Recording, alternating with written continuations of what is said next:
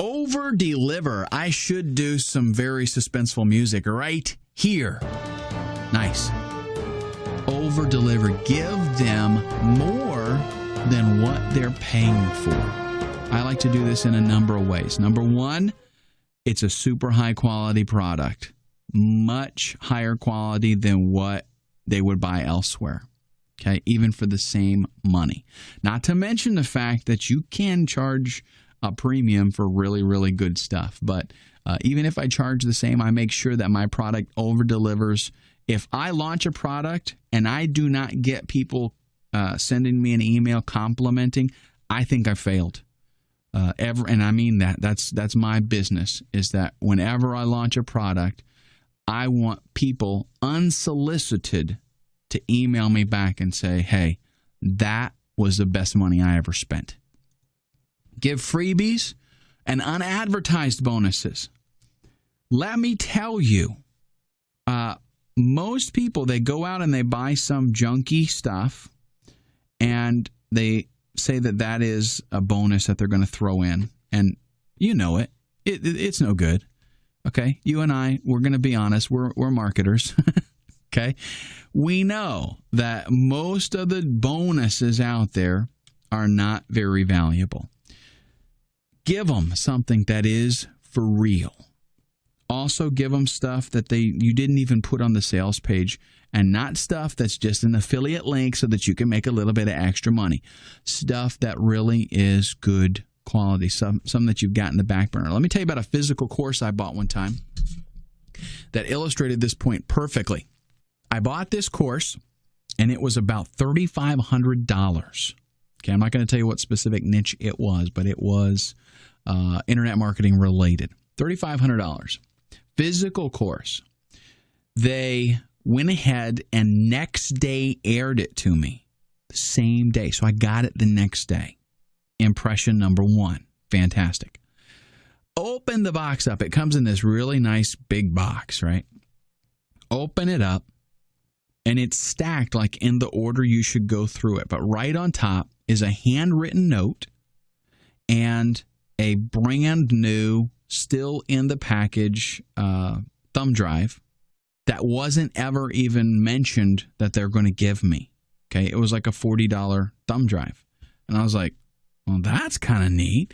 And then, of course, they had like, a little piece of candy in there and just a whole bunch of extra stuff that you didn't expect to get. Now, let me tell you about the CDs. Not only did most of the CDs come in a really nice professional binder, but some of they had a separate section of audio CDs that were not just in a stack of white jacket, kind of cheesy, the cheapest way that you could do it. They went out and they bought a really nice CD case and put that in there and put the audio CDs in that. So in other words, I got it wasn't just the content that I was buying. It was the whole presentation of the whole thing. And I guarantee you their retention level was extremely high. They were not getting a lot of returns because of the way that they conducted their business and presented that information. And if you go above and beyond the call of duty in quality and quantity, that's the same thing that's going to happen to you in your business. Retention is going to be very high. People are going to be coming back for more because you know what? Anybody can make money selling junk, and they do. A lot of people do. Anybody can make money, surprisingly, by not offering good service. But you don't get, if you're selling $5 or $10 PLR products, yeah, you're going to get people to buy it, but you're going to be busting your tail, and you're going to get a lot of returns, and you're not really going to be making a whole lot of money. So what I'm advising to you is step things up. You go ahead and make the decision right now that you're going to make your business a long-term asset. It's not going to be to make a quick buck. It's going to be something that you're going to build, something that you can even pass down, to your son or daughter or whatever, because it is a real legitimate business, just like a brick and mortar shop. Now your mindset. What are you thinking about?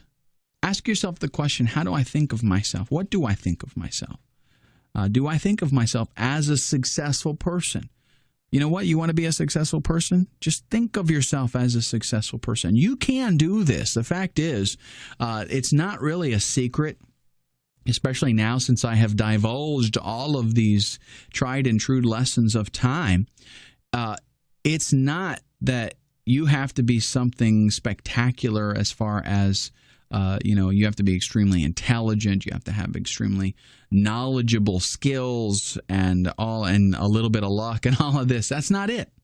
Part of it is thinking of yourself with the right mindset. If you want to be a champion, then you think of yourself as a champion. How do you talk to yourself?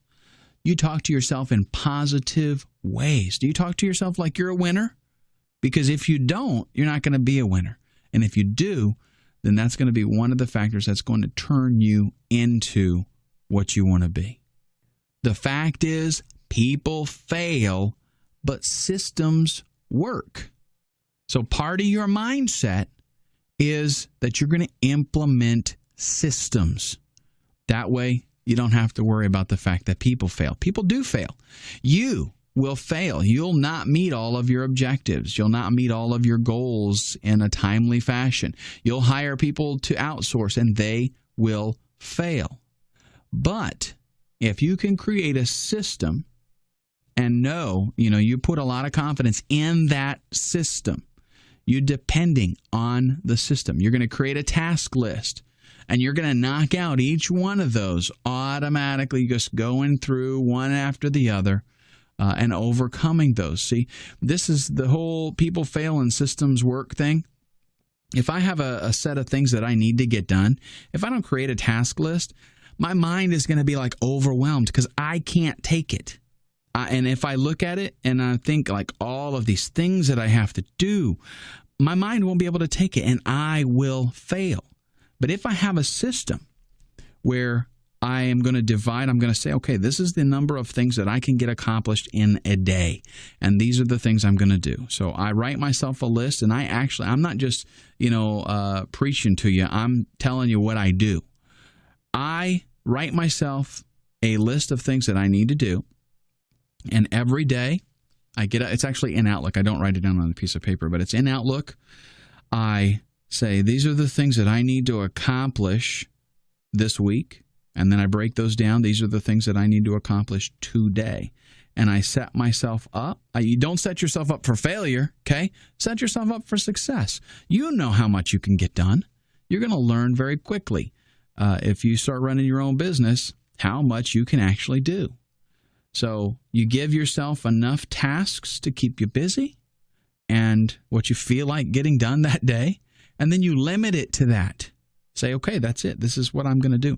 You are under no obligation. Let me tell you this, too. You're under no obligation to do more than what you feel comfortable doing.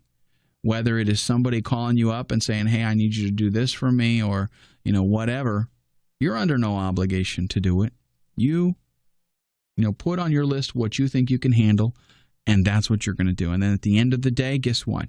You got to get them all done. You're going to feel real good about yourself. And having that positive mindset, that is incredible. If you, the reason this is so powerful is because if I were to take my whole list of things that I had to do in a given week, and I just looked at them, even on Monday, I would be like, oh, there's no way I'm going to finish all this stuff.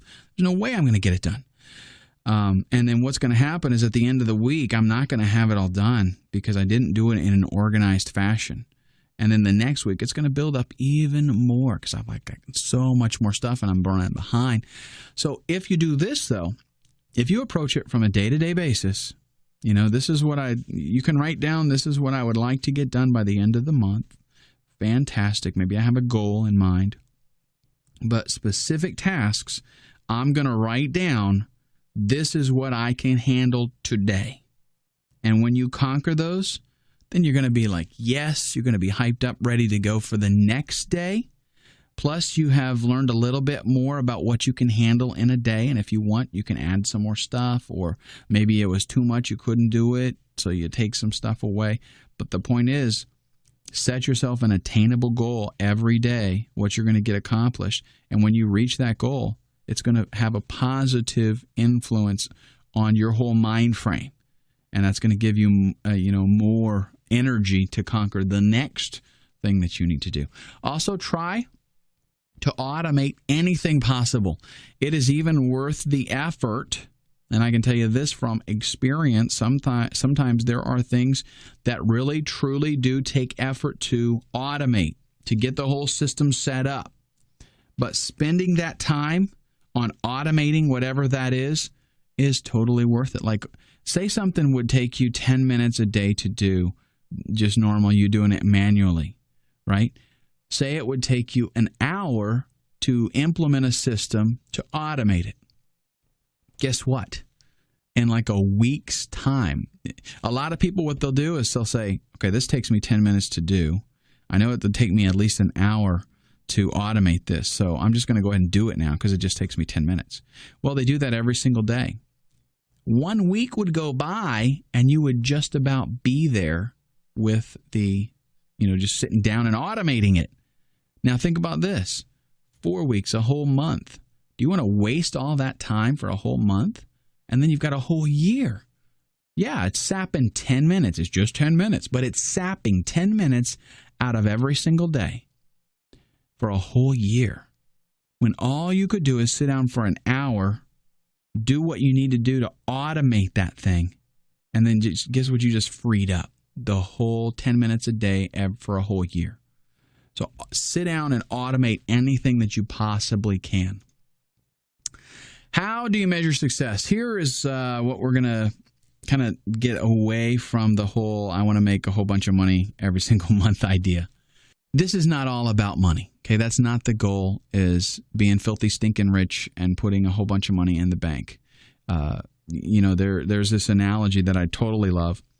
One man, he worked his whole life, worked it away so that he could save up enough money. He worked long hours so that he could retire and go fishing all day, spend his time fishing and with his family.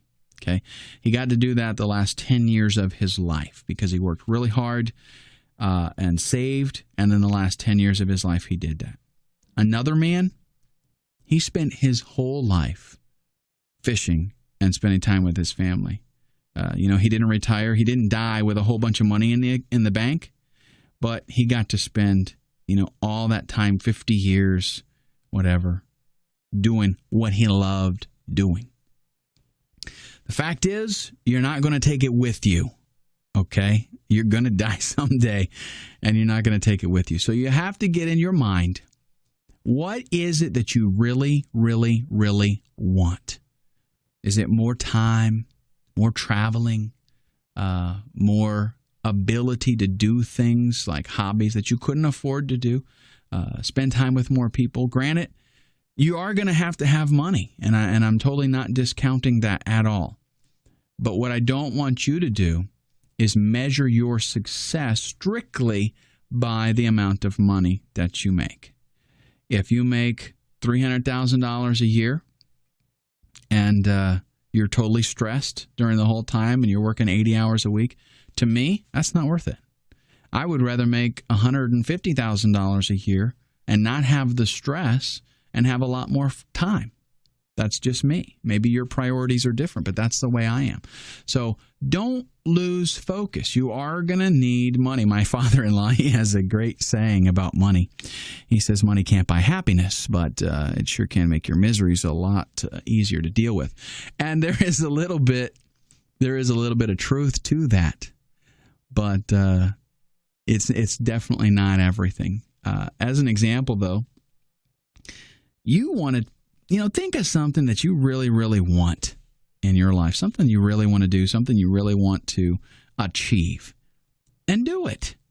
I've always wanted to get a pilot's license and, have a plane and fly around, buy a plane. And finally, I just decided, you know what, I'm just going to do it. And I have set my priorities in such an order that is what I do. Things evolve around that. Making money is not my goal. It's not the objective that I have. getting my pilot's license is. So sure, I got to make my money. I got to be able to fund buying that plane and taking those lessons and all of that. But making the money is not the objective. It's not the goal. Being able to do what I want to do, that's what the goal is. With that in mind, bigger is not always better. Just because your business is making more money, just because it has grown huge, that does not necessarily mean that that's better for you or your family, those that you love and know. Because, like I said, if you're making $300,000 a year or $500,000 a year, but you're living totally stressed and you're working long hours, then that's not better. Better could be making $150,000, $200,000 a year and not being stressed. Okay. Sometimes less is more. And by this, it's kind of akin to what I just mentioned. If we have Johnny and Johnny makes $100,000 a year and gets to do everything that he really wants to do, he's able to go out and spend time with his family. He goes rollerblading. He works, 4 or 5 hours a week. But then we have Larry, and Larry's over there working and slaving, and he's making $300,000 a year, $300,000, but he doesn't have time to, do anything that he likes. Who's better off? I think that is a very clear picture there. Are you achieving your goal? And for that matter, what is your real goal? What is the thing that you would really measure your success by? And it's a good idea to even take this when you do a mind map. Now, I'm going to show you real quick how to do that here in a little bit. But when you do a mind map, put as something, an element on there, what is your goal? What are you trying to attain by this? And if that goal is always just, I want to make a lot more money, it's probably not going to work out for you. Think about what you really want, why you want it, and put that as a goal. And that will help you keep your priorities straight. If, for example, you want to travel more, if you want to be able to go visit other places, if that is what you have in mind when you structure your business, that's going to totally change the way you do things. Totally. Plus, it'll help you, it'll help things be easier for you to overcome. Because it's not just a job. People that have some job and they're stuck at a desk and whatever, they're in a factory and they're just working every day for, $10, $15 an hour. There's no motivation there. They're just working and getting paid, and then they do whatever they can with the money that they make. That's not what we're all about. What we're all about is time freedom, financial freedom. You don't become an internet marketer just to get rich. There is another motive. So you need to figure out what that is and work your business towards that. Make sure you're doing what you want. Okay, live your dream. I also advise you to pick something outside of your business and do it regularly. You should have a hobby, even if it's not related to your business. Like I mentioned, I always wanted to get a pilot's license and fly. So I'm doing that. And I'm making sure that that is something in my life, that gives me, you got to have something that motivates you, something that gives you a reason to live. Make it a written goal, something that here is an objective that I am trying to attain. And use your business as a tool to attain that goal. All right, let's go ahead in the next video real quick. I'm just going to give you maybe a 10-minute session with that mind mapping software so you can see how it works. It's incredibly important, and it's going to help you build your business.